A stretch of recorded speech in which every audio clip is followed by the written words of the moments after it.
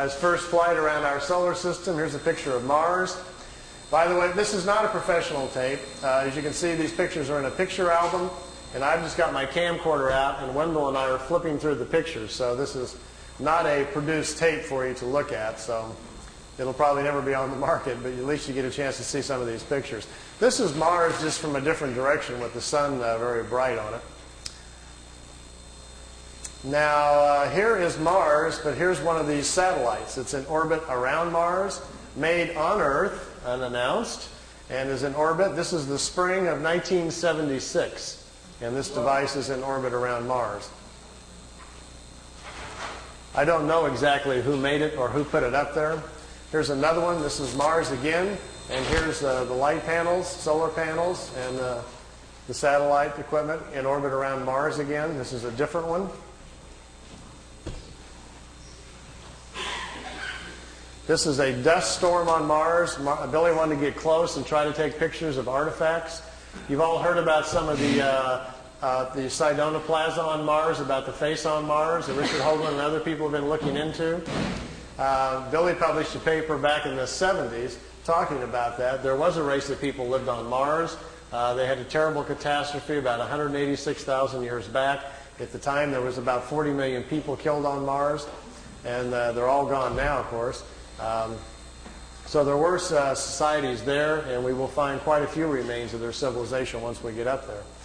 Here he's on board one of their large motherships. This is the side or the edge of a saucer that was parked inside as he was walking by it. Here's Jupiter. Here's the mothership in orbit. They're flying into it to go aboard. It was 17 miles high and about 10 miles in diameter. He spent 3 days on it. They went to different places in our galaxy to show him around. This was the craft that was right in front of him as they were flying into it. He took a picture of that one.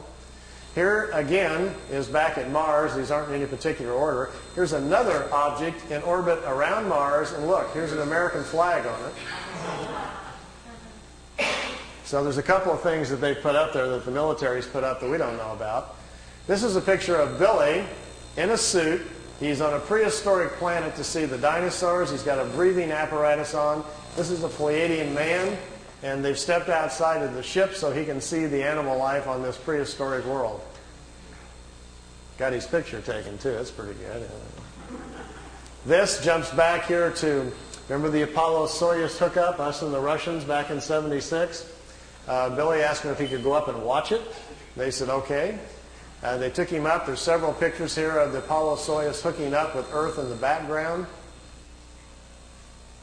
Some of the wildest pictures he's got. I mean, just look at the vantage point. The planet's in the background. How else would you get this picture unless you were up there at that particular vantage point? Not a lot of people have that in their photo albums, you know. You can imagine the people at NASA would crack up, you know, if you... They'd probably find it a little hard to believe at first, but they don't have pictures like this.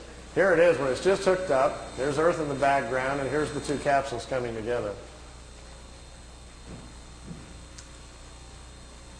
This is the top of the mothership.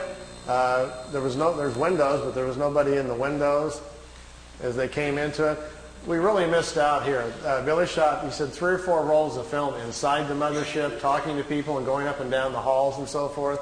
He lost all of the pictures. They were all stolen from him. We've only got 2 or 3 of them left, and they're really practically nothing. This is a prehistoric Earth. They're back in time. That's Earth in the background. That's a moon in front of Earth, and he's looking over the surface of another moon. At that point, they told him there were 2 moons in orbit around planet Earth. We think we're about 60 million years back. Here's another picture over the surface. Neither one of those moons is currently the moon that's in orbit now. The moon that's in our orbit now, they say, has only been there around 5 million years. Look at this one. This is another piece of equipment in orbit around Mars, and it's huge. It's like a space station, and it's in orbit around the planet. It's also from Earth.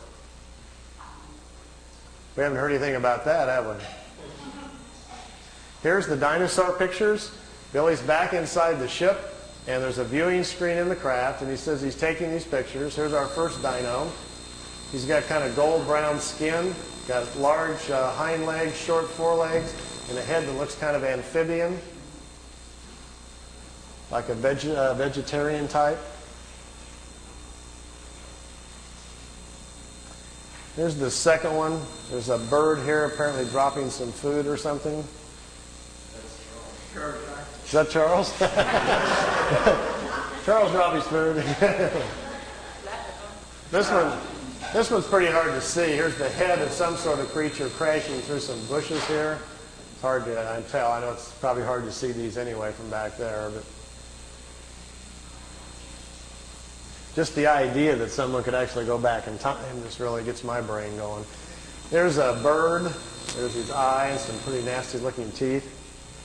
And the last picture after this one is the strangest of all. It's a plant that has an insect head. Billy calls it a plantum.